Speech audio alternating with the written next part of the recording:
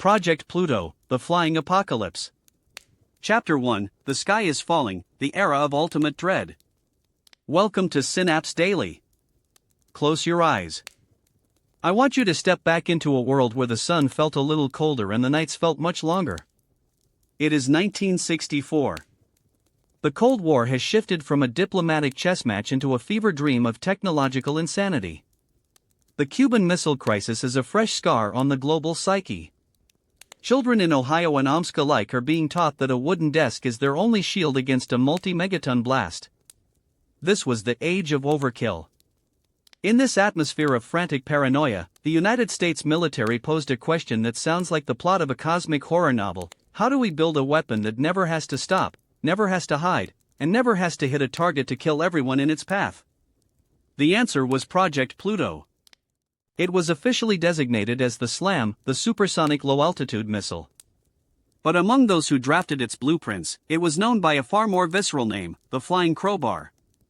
Imagine a silver, wingless cylinder, roughly the size of a locomotive, resting in a secret hangar. It weighs 20 tons. It isn't sleek. It isn't beautiful. It is a jagged, brutalist slab of industrial steel designed for one purpose: to tear the atmosphere apart. This wasn't a missile that would fly high in the silent vacuum of space like an ICBM. This was a predator designed to breathe the same air we do. It was meant to fly at treetop level, screaming across the landscape at Mach 3. But here is the detail that transforms a military secret into a nightmare. Most missiles carry a payload, a bomb, to a destination. Project Pluto was the payload. Its engine was a naked, unshielded nuclear reactor. As it flew, it didn't leave a trail of white vapor. It left a wake of invisible, glowing poison. It was a flying chimney of radioactive fallout. If this missile flew over your house, you wouldn't need a bomb to fall to meet your end. The very air it displaced, the very sound it generated, and the invisible particles it rained down would seal your fate within minutes.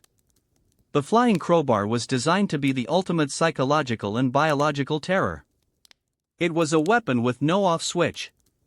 It was built with the cold, calculated logic that if the world was going to end, it should end in the most absolute way possible.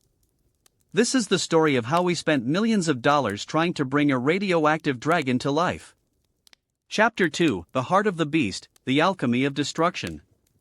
To understand the technical insanity of Project Pluto, we have to look inside the belly of the beast. Conventional rockets of the 1960s used chemical fuels, kerosene, liquid oxygen, volatile mixtures that burned fast and ran out quickly. But the Pentagon wanted a missile that could loiter. They wanted a weapon that could circle the Earth for weeks, a persistent ghost in the sky waiting for the command to strike. To achieve this, they needed a power source that was essentially infinite. They needed the atom. The engineering task was handed to the Lawrence Livermore National Laboratory. The goal? Build a nuclear ramjet engine. Now, a ramjet is a marvel of simplicity. At supersonic speeds, air is forced into the front intake with such pressure that it doesn't need a fan to compress it. You simply heat that compressed air and blast it out the back. Normally, you use jet fuel. But for Project Pluto, the heat source was the Tory-II engine, a compact, white-hot nuclear reactor. Think about the materials required for this. At Mach 3, at low altitude, the friction of the air is so intense that the missile's skin would glow cherry red. Inside the engine, the temperatures were even worse, exceeding 2,500 degrees Fahrenheit. Standard steel doesn't just melt at those temperatures, it structurally fails and flows like liquid. The engineers needed a material that could survive the heat of a continuous nuclear explosion while being sandblasted by air moving at 2,000 miles per hour. They turned to an unlikely partner, the Coors Porcelain Company. Yes, the same company that revolutionized the beer industry. They were the world leaders in high-strength ceramics. They developed 500,000 tiny, hexagonal ceramic fuel elements. Each one was a hollow tube filled with enriched uranium. These 500,000 tubes were stacked like a lethal honeycomb inside the reactor core. But there was a terrifying design compromise.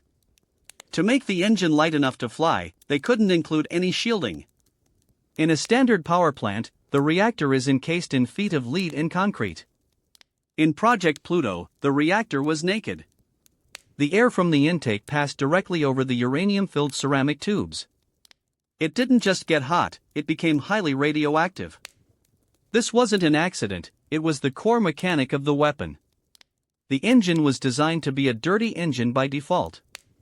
It was a machine that cooked the atmosphere into a lethal plasma and spat it out the back as a permanent radioactive scar across the sky. Chapter 3, The Low Altitude Nightmare, Physics as a Weapon. Why fly low? In the early 1960s, the Soviet Union had developed the most sophisticated radar network on the planet. High-altitude bombers were no longer safe. The S-75 V-0 surface-to-air missiles had already claimed an American U-2 spy plane. The strategic solution was terrain masking, flying so close to the ground that the curvature of the Earth and the clutter of the landscape would hide the missile from Soviet eyes. But flying Mach 3 at 1,000 feet changes the very nature of physics. At that speed and altitude, the air is no longer a gas, it behaves like a viscous fluid. The aerodynamic forces are punishing. This is why Project Pluto had no wings. Wings would have been ripped off by the sheer violence of the atmosphere. It was a lifting body, a 20-ton steel crowbar that relied on its engine's raw power to stay aloft. But the most immediate weapon of the slam wasn't the radiation, and it wasn't the 16 hydrogen bombs tucked in its belly. It was the sound. When a vehicle moves at 3 times the speed of sound just above the treetops, it generates a sonic overpressure that is catastrophic. We aren't talking about a loud bang. We are talking about 150 decibels of continuous, bone-shaking energy. Scientific studies at the time suggested that a Pluto missile passing overhead would produce enough acoustic energy to shatter human eardrums instantly. It would cause internal organs to vibrate so violently that they could fail. If you were standing in a forest as Pluto screamed past, the shockwave would level the trees around you and collapse the roof of any structure nearby. The slam was designed to fly a zigzag pattern over Soviet territory. It wouldn't just fly to its target, it would loiter. It would spend hours or days crisscrossing the countryside. It was a doomsday machine in the truest sense. It was a weapon that could kill millions of people through noise and radiation before it ever decided to drop its primary nuclear warheads. It was a psychological terror designed to make the enemy's entire geography uninhabitable. The air would become poison. The ground would become a graveyard of shattered glass and debris. And the sound, that eternal, deafening roar, would be the last thing an entire civilization would ever hear. Chapter 4, The Jackass Flats Experiments, Testing the Untestable. How do you test a machine that poisons everything it touches? That was the multi-million-dollar question faced by the Atomic Energy Commission. You couldn't just launch a nuclear ramjet into the air. If it crashed, you'd have a localized nuclear meltdown. If it flew, you'd have a trail of fallout crossing state lines. The solution was the creation of a massive, specialized test site in the Nevada desert, in a desolate region known as Jackass Flats. The facility was an engineering marvel of 1960s overkill. To simulate the air pressure of Mach 3 flight, the government had to build 25 miles of heavy-duty oil well casing to store enough compressed air. They needed 1 million pounds of air for every single test run.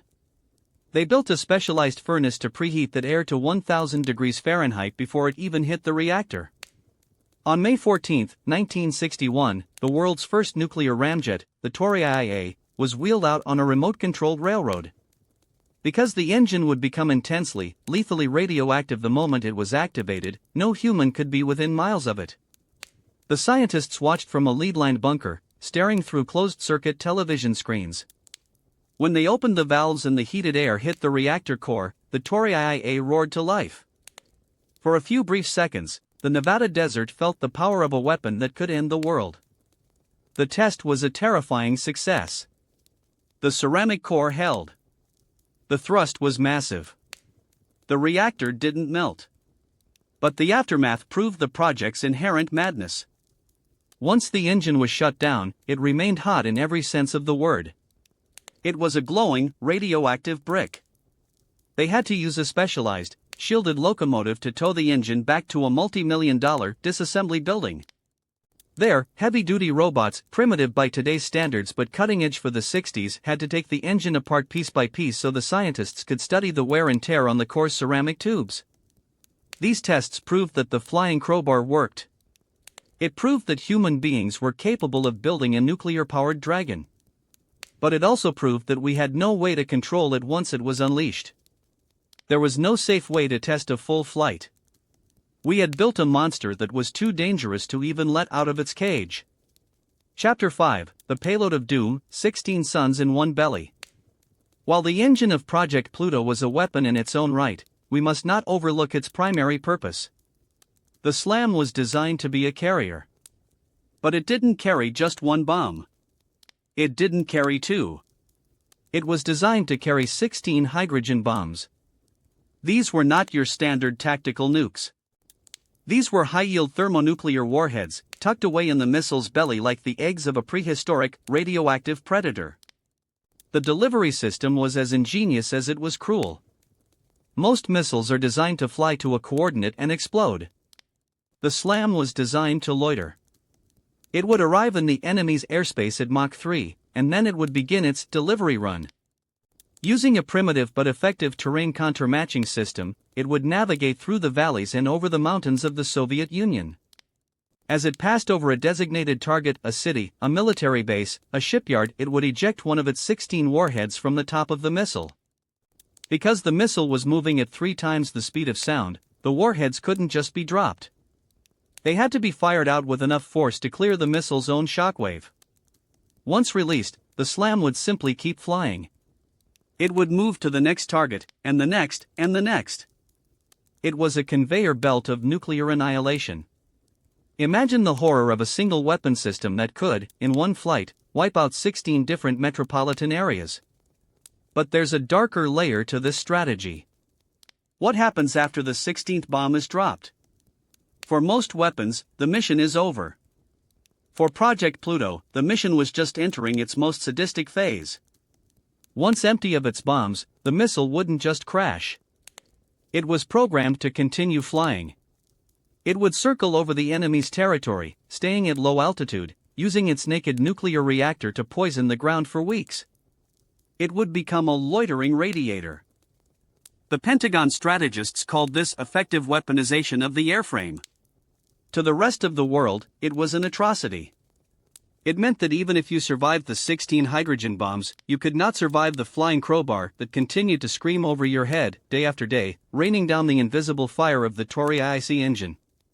It was the ultimate expression of the dead hand philosophy, a weapon that continues to kill long after its creators have likely turned to ash. Chapter 6, The Structural Brutality, Engineering the Unstoppable. To build a machine that could survive Mach 3 at sea level, the engineers had to throw away the rulebook of aerospace design. Most planes are built to be light and aerodynamic. Project Pluto was built like a safe. It had to be. At 1,000 feet, the air is thick and heavy. Moving through it at 3 times the speed of sound creates a phenomenon known as aerodynamic heating that is almost impossible to manage. The skin of the missile wasn't made of aluminum or even standard titanium. It had to be built from heavy-gauge stainless steel and specialized alloys that could withstand heat soak. During a long-duration flight, the entire airframe would heat up to nearly 1,000 degrees Fahrenheit. The missile would literally expand in size as it flew. Every joint, every bolt, and every internal component had to be designed with tolerances that accounted for this thermal expansion. This is why it was called the Flying Crowbar. It had no wings, only small, stubby fins for stabilization. It relied on the massive thrust of its nuclear engine to force its way through the air by sheer, localized violence. Inside the missile, the vibration was so intense that traditional electronics of the 1960s would simply shatter. The guidance system had to be encased in shock-absorbing materials that didn't exist yet. They had to invent them. The most critical component, however, remained that ceramic core. We mentioned the 500,000 hexagonal tubes made by the Course Company. But think about the assembly process. Each of those tubes had to be perfectly aligned. If the airflow was blocked in even a small section of the reactor, a hotspot would form. In a nuclear reactor, a hotspot is the beginning of a meltdown. The scientists at Lawrence Livermore were playing a high-stakes game of thermodynamics. They were pushing the limits of what ceramics could do. They needed a material that was as hard as a diamond but wouldn't crack when the temperature jumped from 70 degrees to 2,500 degrees in a matter of seconds. It was a material science miracle. But it was a miracle put to the service of a nightmare. The crowbar wasn't meant to be elegant. It was meant to be an unstoppable, heat-shielded, vibrating slab of death that could withstand the very forces of nature it was creating. Chapter 7, Strategic Insanity, the Pentagon's Ultimate Fear. By the mid-1960s, the mood inside the Pentagon regarding Project Pluto began to shift from excitement to genuine dread. It wasn't because the technology failed, the Tory tests had proven it worked. It was because the military realized they had built a weapon that was too powerful to use. In the cold logic of game theory, a weapon is only useful if it deters war. Pluto was so horrific that it threatened to trigger the very war it was meant to prevent. The biggest issue was the point of no return. In a traditional nuclear standoff, there are layers of command and control. You can recall a bomber. You can, in theory, destroy a missile in flight. But Pluto was a different beast. Once that nuclear reactor was kicked into high gear and the boosters sent it to Mach 3, there was no way to safely recover it. It couldn't land. It didn't have wheels. It was designed to crash into the enemy. But what if the go order was a mistake? What if a peace treaty was signed while Pluto was halfway across the Atlantic? You couldn't just tell it to come home. If it flew back to the United States, it would poison the American coastline. It would have to be ditched in the deepest part of the ocean, creating a permanent nuclear hazard on the seabed. Furthermore, the Allied fallout problem was insurmountable. To reach the Soviet Union, Pluto would likely have to fly over NATO countries like Turkey, West Germany, or Norway. At Mach 3 in low altitude, the radioactive wake of the missile would have sickened or killed the very people the US was trying to protect. It was a strategic suicide vest on a global scale. The Pentagon eventually realized that Pluto was a first-strike weapon. If the Soviets saw even one of these being prepared for launch, they would have to launch their entire arsenal immediately. It left no room for error, no room for diplomacy, and no room for humanity. It was the ultimate doomsday machine, a device that once activated, ensured that there would be no winners, only different degrees of losers. The military-industrial complex had finally looked into the abyss, and for the first time, they were the ones who blinked.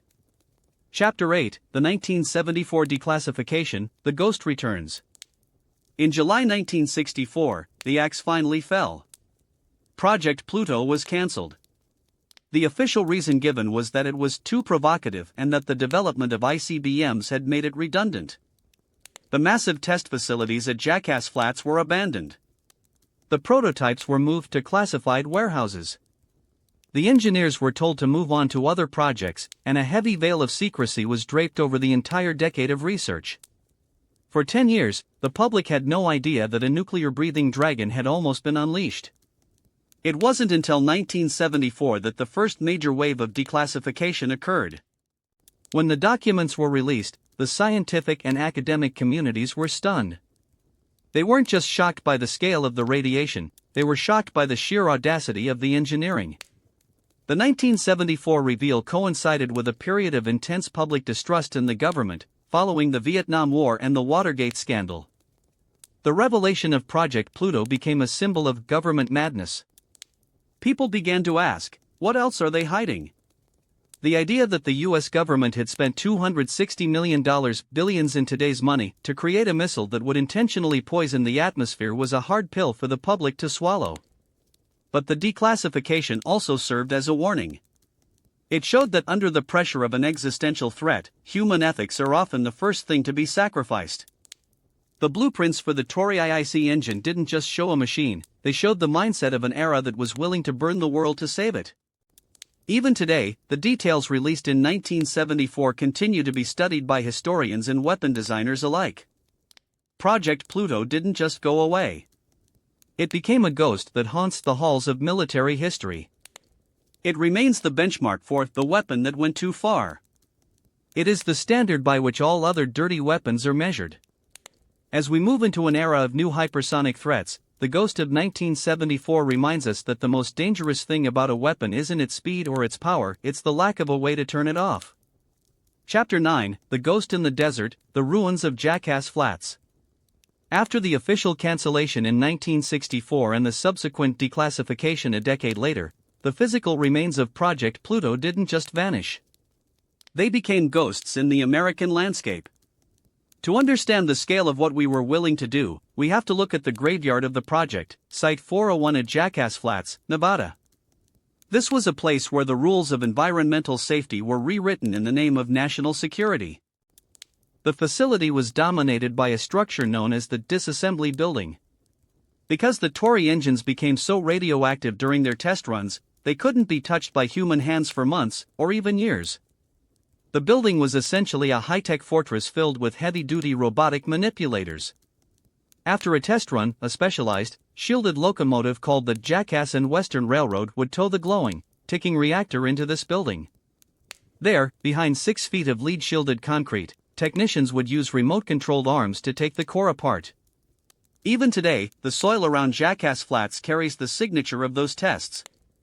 While the reactors themselves were eventually moved to more secure storage, the facility remains a haunting reminder of a time when we played with fire in our own backyard. But the legacy of Pluto isn't just in the dirt, it's in the technological dead end it created. For decades, the aerospace industry looked at the nuclear ramjet as a forbidden fruit. We knew it worked, we knew it was powerful, but we also knew it was too dirty for a civilized world. The transition from Pluto to the Minuteman ICBM program was a transition from brute force to precision. The ICBMs were cleaner, they traveled through space, away from the air we breathe.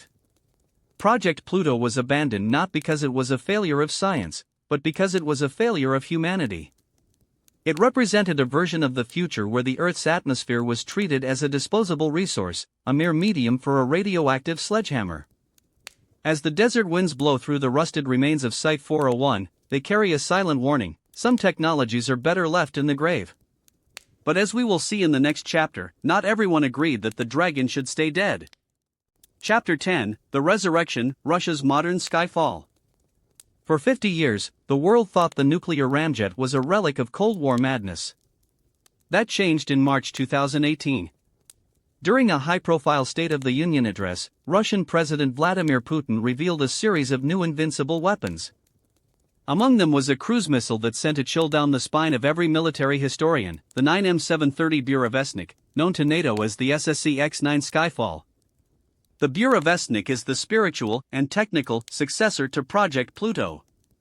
It is a nuclear-powered cruise missile designed to have unlimited range. Just like Pluto, it is intended to bypass American missile defenses by staying low and flying for days or weeks, waiting for a gap in the radar. The physics are identical to the Tory-IIA engine. It is a flying nuclear reactor that uses the atmosphere as its propellant. The world got a terrifying glimpse into the reality of this tech in August 2019. An explosion occurred at the Nyanoksa Sea Range in northern Russia. 5 nuclear scientists were killed. In the aftermath, radiation levels in the nearby city of Severodvinsk spiked to 16 times the normal background level.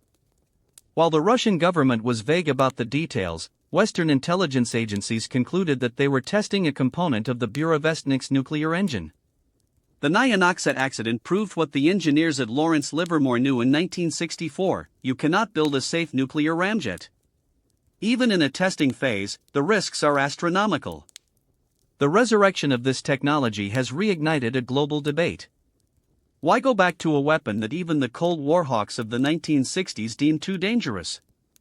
The answer lies in the erosion of arms control treaties. In a world where missile defenses are becoming more capable, the unstoppable nature of a nuclear-breathing missile once again becomes attractive to strategic planners. We are seeing history repeat itself, but this time, with modern sensors and AI-driven guidance. The dragon didn't die, it just went into hibernation, waiting for a new era of geopolitical tension to wake it up. Chapter 11, The Ethics of the Unstoppable, the Promethean Complex. Project Pluto forces us to confront a terrifying philosophical question: if we can build a machine that ensures our survival by guaranteeing the enemy's total destruction, should we? This is what philosophers call the Promethean complex, the human tendency to chase technological power regardless of the consequences. The engineers who built the Tory-IIA weren't evil men. They were brilliant scientists, many of whom believed they were creating the ultimate deterrent that would prevent World War III. But the logic of Project Pluto is the logic of the dead hand. It is a weapon system that removes human agency from the equation. Once a Pluto missile is launched, its very existence is an act of ecological and biological warfare. It doesn't matter if the target is a military base or a vacant field, the path to the target is a zone of death. This is where the ethics of warfare collapse. Traditional just war theory requires that a weapon distinguish between combatants and civilians. Pluto makes no such distinction. Its sound kills the innocent, its exhaust poisons the children of the enemy and the ally alike. Furthermore, we must consider the role of the scientist in this process. The men at Coors Porcelain and Lawrence Livermore were focused on the how to make the ceramic tubes survive 2,500 degrees, how to compress 1,000,000 pounds of air. The why was left to the generals. This compartmentalization of morality is how we get weapons like the Flying Crowbar. When science is divorced from its human impact, we create monsters. The Flying Crowbar is a mirror reflecting our own capacity for madness. It shows that in our quest for security, we are capable of designing our own extinction. As we integrate AI and autonomous systems into modern weaponry, the ghost of Project Pluto becomes even more relevant. If we give an autonomous system control over a dirty nuclear engine, we are essentially handing the keys of the planet to a machine that doesn't care if the air is breathable. Project Pluto was a moment of clarity, a moment where we realized that some victories aren't worth the cost of the world itself. It stands as a monument to the necessity of ethical restraint in an age of infinite power. Chapter 12, The Hidden Archives, the Shadow of the Secret History. As we look back at the documents declassified in 1974, we realize that for every page released to the public, there were likely 10 others that remained and perhaps still remain locked in the vaults of the Department of Energy. To understand Project Pluto is to understand the culture of extreme secrecy that defined the 1960s. This wasn't just a military project, it was a black hole of information that swallowed the lives of thousands of workers. Think about the men and women who worked at Jackass Flats or in the laboratories of Lawrence Livermore. They lived in a world of total compartmentalization. A scientist working on the ceramic fuel elements might not have known the full specifications of the guidance system. A technician handling the remote-controlled railroad in Nevada might not have understood the strategic dead-hand philosophy that dictated why the missile had no landing gear. They were all cogs in a machine designed to produce a nightmare. The psychological toll on these individuals was profound. Many of them knew, even then, that they were building something that defied the laws of human decency. They were the atomic priesthood, tasked with maintaining a fire that could never be allowed to touch the earth. The declassification in 1974 didn't just reveal technical data, it revealed a mindset. It showed that the US government had seriously considered a weapon that would essentially turn the planet's atmosphere into a combatant. This secret history of the Cold War suggests that the versions of events we find in textbooks are sanitized. The reality was much darker. We lived in a timeline where a nuclear-powered, radioactive breathing dragon was not just a theory, but a tested, functioning reality. Even today, researchers dig through the archives of the Pluto era to find parallels with modern black-budget programs. The Flying Crowbar became the archetype for the superweapon, the kind of device that pop culture would later mirror in films like Dr. Strangelove or Fail-Safe. But while the movies were satire, Pluto was real. The grainy black and white photos of the Tory-IIA engine, glowing with its own internal heat, serve as a haunting memento mori for the atomic age. They remind us that there is a level of classification that doesn't just hide facts, it hides the very proximity of our extinction. When we talk about the hidden archives, we are talking about the buried memory of a time when we were one go code away from a world where the sky itself would become a lethal enemy. The shadow of Pluto still looms over every secret military project today, a reminder that the most terrifying things are often the ones we aren't allowed to see. Chapter 13, The Final Conclusion, a Warning for the Infinite Future. We have traveled from the quiet fields of 1964 to the radioactive ruins of Jackass Flats, and into the modern era of hypersonic threats. So, what is the ultimate lesson of Project Pluto? As we conclude this deep dive on Synapse Daily, we are left with a chilling paradox. Project Pluto was the perfect weapon precisely because it was so terrible that it could never be used. It was the ultimate deterrent, a machine so horrific that it forced its creators to realize that victory in the nuclear age is a hollow concept. The Flying Crowbar represents the extreme edge of human ingenuity. It shows us that when we are driven by fear, our brilliance knows no bounds, and our morality knows no floor. We were able to solve the impossible problems of ceramic heat resistance and nuclear ramjet propulsion, yet we were unable to solve the simple problem of how to live without the threat of total annihilation. The missile was a masterpiece of engineering and a catastrophe of ethics. As we move into a future dominated by artificial intelligence and autonomous weapons systems, the ghost of Pluto whispers a warning. We are once again building systems that move faster than human thought, weapons that can loiter and make decisions without a person in the loop. If we combine the dirty power of the Tory engine with the cold, unfeeling logic of an autonomous AI, we will have created the ultimate Flying Crowbar, a weapon that doesn't just end a war, but ends the very possibility of a future. The story of Project Pluto is not just a relic of the 1960s, it is a mirror. It asks us, how much are we willing to sacrifice for the feeling of safety? Are we willing to poison the air to protect our borders? Are we willing to shatter the world to save our way of life? The scientists of 1964 ultimately chose to walk away from the Dragon. They realized that some fires are too hot to hold. Our task today is to maintain that same wisdom. We must ensure that the Flying Crowbar remains a ghost in the archives and never again becomes a scream in the sky. Thank you for spending this time with us on Synapse Daily. We've explored the darkest corners of the Cold War and the terrifying potential of the human mind. If you've made it this far, you now know the secret of the world's most dangerous missile. But the question remains, could you have been the one to press the button? Like this video if you learned something new. Comment your thoughts below. Do you think modern hypersonics are just Project Pluto in a new skin? And don't forget to subscribe for more fascinating stories that bridge the gap between history and the future. This is Synapse Daily. Stay curious, stay grounded, and most importantly, stay human. See you in the next episode.